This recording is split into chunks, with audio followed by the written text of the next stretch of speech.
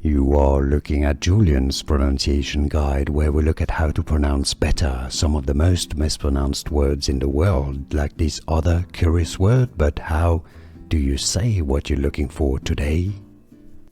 Let's learn once and for all how to pronounce this brand name of Chinese electric cars. Mainly, I believe they only make electric cars. If you want to learn more brand names from China and car brand names, more importantly, stay tuned. XPeng. That's the Chinese pronunciation. XPeng. Now, you're probably wondering how it's normally referred to in English. Well, it's a lot more straightforward and obvious. It's pronounced XPeng.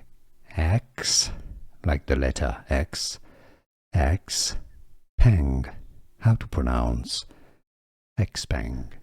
Here are more videos on how to pronounce more confusing words and names too many mispronounced. Like this video if you found it useful. I appreciate your support. I'll see you soon and thanks for watching.